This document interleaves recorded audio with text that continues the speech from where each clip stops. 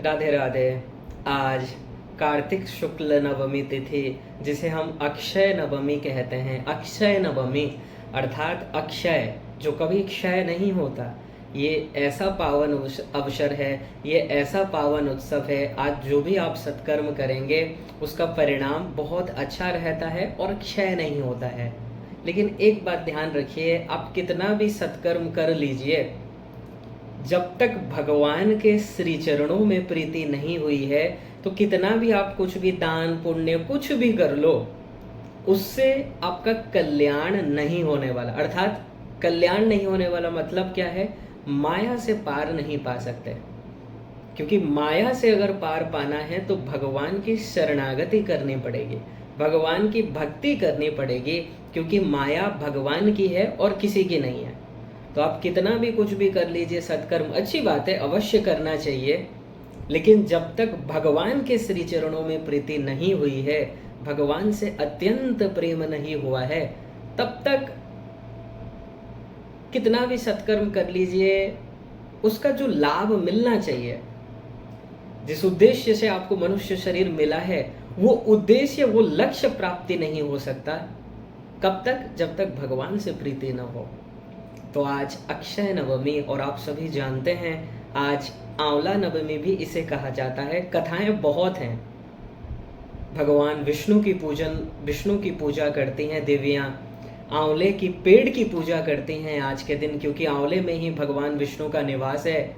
और कथा तो आप जानते ही हैं कि लक्ष्मी मैया एक बार पृथ्वी भ्रमण करने के लिए आई थी और उन्होंने सोचा, उनके मन में ये भाव आया कि चलो शिव जी और विष्णु भगवान दोनों का पूजन करते हैं।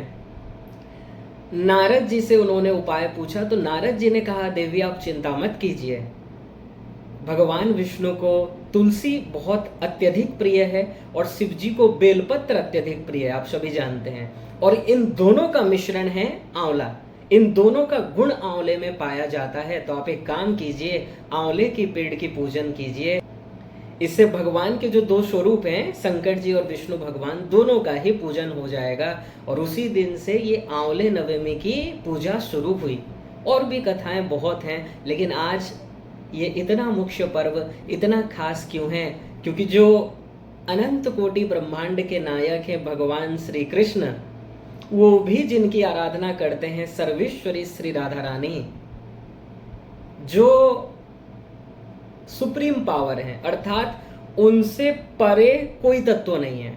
अगर आपको कोई पूछे वो कौन है कि जिसको हम जान लें, जिसको हम प्राप्त कर लें तो और कुछ भी जानना शेष नहीं है, तो लाडली जो हैं, सर्वेश्वरी श्री राधा रानी हैं। तो आज के दिन क्या होता है? उन्हीं के दिव्य श्री चरणों का दर्शन होता है। जितने भी मंदिर हैं राधा रानी के, आज ही के दिन साल में ओनली एक बार कार्तिक शुक्ल नवमी के दिन उनके श्री चरणों का दर्शन होता है। इसलिए बहुत भीड़ होता है, चारों तरफ से लोग आते हैं दर्शन करने, क्योंकि यह सौभाग्य वर्ष में एक बार ही मिलता है। और राधा रानी कौन है? बहुत बार आप सभी को बताया जा चुका है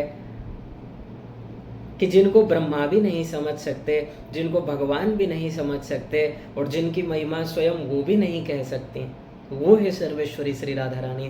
वाणी जहां पर जा नहीं सकता, वो है सर्वेश्वरी श्री राधा रानी।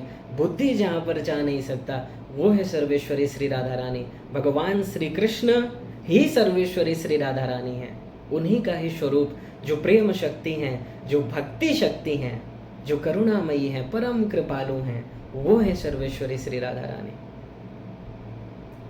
बड़े बड़े योगी, बड़े बड़े ऋषि, अमलात्मा, विमलात्मा, परमहंस करोड़ों वर्ष तपस्या करते हैं, योग करते हैं, साधना करते हैं, एक बार बस ध्यान में श्री कृष्ण का छवि आ जाए, नहीं आता है।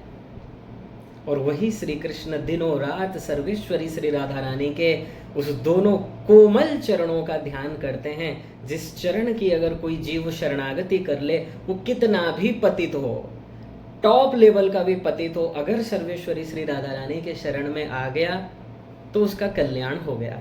और सर्वेश्वरी श्री राधा रानी ऐसी दयालु हैं कि दोष को नहीं देखती हैं कि ये बहुत दोषी है, बहुत पापी है, जाओ हम तुम्हें अपने शरण में नहीं लेते हैं, जाओ तुम अपना फल भोगो। ये नहीं है।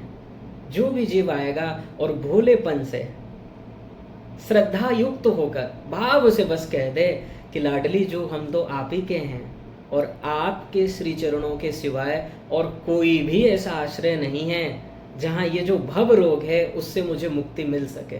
तो आज बहुत ही पावन अवसर है, पावन उत्सव है,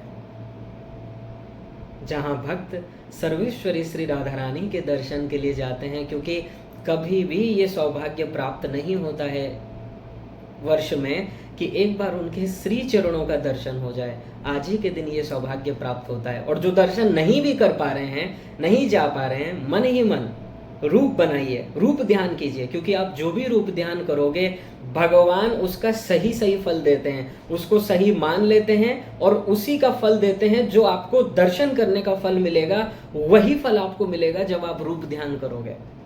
और हम तो कहेंगे रूप ध्यान अधिक इंपॉर्टेंट है, क्योंकि मंदिर में जाकर देखिए दर्शन करते हैं लोग तो ज्यादातर जाते हैं भाई सेल्फी खींचने, फोटो लेने, भाव से नहीं जाते हैं। लेकिन जब आप मन से रूप ध्यान करोगे तो भाव युक्त होकर करोगे, इसका और सुंदर फल होगा, और दिव्य फल होगा, और आनंद की प्राप्ति होगी आपको। देखिए ऐसे तो लोग साधना कर नहीं पाते हैं, तो ये सब जो पर्टिकुलर डे है इसीलिए ही बताया गया है कि कम से कम इस दिन तो कुछ साधना कर लो, कुछ तो साधना कर लो।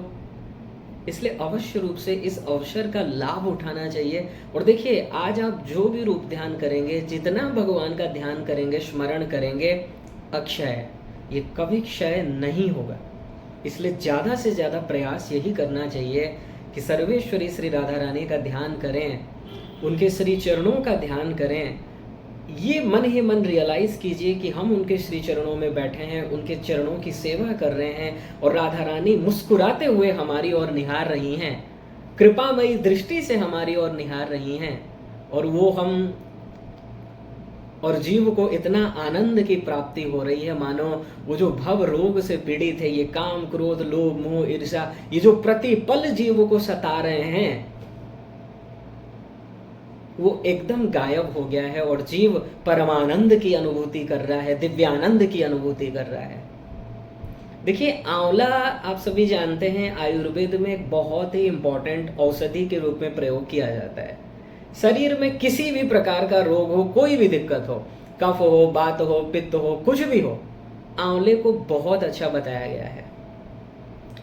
तो आंवला जैसे त्रिदोष को समाप्त करता है, ऐसे ही जो वास्तव में त्रिदोष है, जिस त्रिदोष के कारण हम सभी पीड़ित हैं, क्या है वो?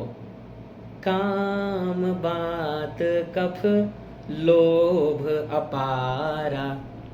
काम बात कफ लोभ अपारा, क्या है वो तीनों दोष?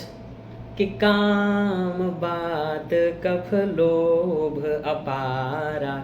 ये काम जो है ना यही बात है, और ये जो कफ है यही लोभ है, लोभ ही कफ है और काम ही बात है। और क्रोध क्या है? क्रोध पीत नित छाती जारा। ये हमें जो क्रोध आता है एक दूसरों से, कोई सत्संग में कथा पंडाल में बैठे हैं, जरा सा किसी का पैर किसी के ऊपर चला जाए या धक्का थोड़ा सा हो जाए, अत्यंत जो क्रोध आ जाता है, कोई मूर्ख बोल देता है, जो भीतर से एकदम क्रोध आ जाता है, तो ये क्या है? ये पित्त है। तो यही तीन दोष जो हैं और यही तीन के कारण मनुष्य दुखी है। क्या क्या? काम क्रोध लोभ। और अगर तुम इन काम क्रोध लोभ से मुक्ति पाना चाहते हो तो सर्वेश्वरी श्री राधा रानी के श्री चरणों का आश्रय ले लो, क्योंकि वही एक ठिकाना है, वही एक आश्रय है जहां आप अगर शरणागति करोगे तो ये तीनों दोष सदा के लिए चले जाएंगे और सदा के लिए तुम इससे रहित हो जाओगे और दिव्य आनंद को प्राप्त कर लोगे और सदा सर्वेश्वरी श्री राधा रानी का नित्य सेवा, नित्य दर्शन का सौभाग्य प्राप्त होगा। ठीक है, तो बहुत इम्पोर्टेंस है, इसलिए अधिक से अधिक हम और आपको लाडली जू का स्मरण करना चाहिए, क्योंकि सर्वेश्वरी श्री राधा रानी ऐसी हैं जो अखिल अनंत कोटि ब्रह्मांड नायक हैं। भगवान श्री कृष्ण वो भी सर्वेश्वरी श्री राधा रानी के दोनों चरणों के रज को बार बार अपने मस्तक पर लगाते हैं और आनंद की अनुभूति करते हैं विभोर हो जाते हैं, भूल जाते हैं अपने आप को भगवान। यस्या रेणुं पादयो विश्वभर्ता धरते मूर्धनि यस्या अंके विलुण्ठन् कृष्णदेव नैव सस्मारं गोलोकाक्षं धाम पदम सांसा कमला शैलपुत्रीं ताम राधिकां शक्तिधात्रीं नमाम। भगवान श्री कृष्ण जिनके चरणों के रज को बारंबार अपने मस्तक में लगाते हैं, वो है लाडली जो, जिसको जीव अपने बुद्धि से समझ ही नहीं सकता। अरे ब्रह्मा नहीं समझ पाए। महिमा स्वायुर्मानेन कालेनपि वक्तुम न चोत्सहे। ब्रह्मा जी से किसी ने पूछा, आप बताइए लाडली जो कौन है, आप तो सृष्टि करता हैं, वेद के ज्ञाता हैं। बोले हम नहीं बता सकते, और अगर बताना भी चाहें, हम हमारी पूरा उम्र भी अगर लगा दें और लाडली जो की महिमा का गान करते रहें, नहीं बता सकते। फिर सामान्य जीव क्या बताएगा? इसीलिए अपनी बुद्धि को नहीं लगाते हुए केवल राधा रानी का स्मरण करो। यही अक्षय नवमी का महत्व है और कुछ नहीं है। दान पुण्य कीजिए, सब कुछ कीजिए, लेकिन इंपॉर्टेंट चीज क्या है? भगवान से अनुराग हो, सर्वेश्वरी श्री राधा रानी के दर्शन की व्याकुलता हो, तब आप समझिए कि आपने अक्षय नवमी ठीक ठाक मनाया। और अगर भगवान के लिए तड़पन ही नहीं है, व्याकुलता ही नहीं है, आप कुछ भी कर लीजिए, आप समझ लीजिए आपने कुछ नहीं किया है। क्योंकि समस्त सत्कर्म का फल क्या है? भगवान के लिए व्याकुलता उत्पन्न हो जाना। और अगर भगवान के लिए व्याकुलता उत्पन्न नहीं हो रहा है, उनके मिलन के लिए छटपटाहट नहीं है, तब कहीं ना कहीं गड़बड़ी तो हो रहा है, कहीं ना कहीं आप गलती कर रहे हो। उस गलती को पहचानो, वो आपको गुरु ही बताएंगे, और उस गलती पर जल्द से जल्द सुधार करो। क्योंकि मनुष्य शरीर किसी भी क्षण छिन सकता है, किसी को भी नहीं मालूम कौन कितना साल जीवित रहेगा, किसी भी क्षण किस कारण को लेकर मृत्यु आएगा, कोई नहीं बता सकता। इसलिए ये एक एक श्वास को अमूल्य समझिए, क्योंकि ये जो जा रहे हैं लौट कर नहीं आएंगे। और एक श्वास को आप कई खरब रुपए भी लगा दो, अगर एक बार निकल गए प्राण, खरबों रुपए भी अगर आप लगा दो, उसमें प्राण नहीं आएगा। इसीलिए ज्यादा से ज्यादा इस मनुष्य शरीर, ये जो समय बीत रहा है, समय का इम्पोर्टेंस समझिए। जिसने समय को महत्व नहीं दिया, समय भी उसको महत्व नहीं देता है और उसका पतन होता है। आज ऐसा ये दिन है, ऐसा ये अवसर है, और मनुष्य शरीर मिला है। भगवान की कृपा देखिए, मनुष्य शरीर मिल गया, भारत में जन्म मिल गया, सच्चे गुरु संत मिल गए, सही सही फिलॉसफी भी आपको पता चल गया। लेकिन फिर भी अगर भगवान से प्रेम नहीं हुआ, आप सोच लीजिए इससे बड़ा अति दुर्भाग्य क्या हो सकता है। जो जीव नहीं जानते हैं उनका बात तो छोड़ दीजिए, अलग है, लेकिन जो जान चुका है, जो समझ चुका है कि क्या करना है क्या नहीं, किस में हमारा कल्याण है, लेकिन फिर भी अगर अपने कल्याण के लिए प्रयास न करे, भगवान की आराधना न करे, भगवान का ध्यान न करे, भगवान में मन को न लगाए, दुर्भाग्य ही कहा जाएगा।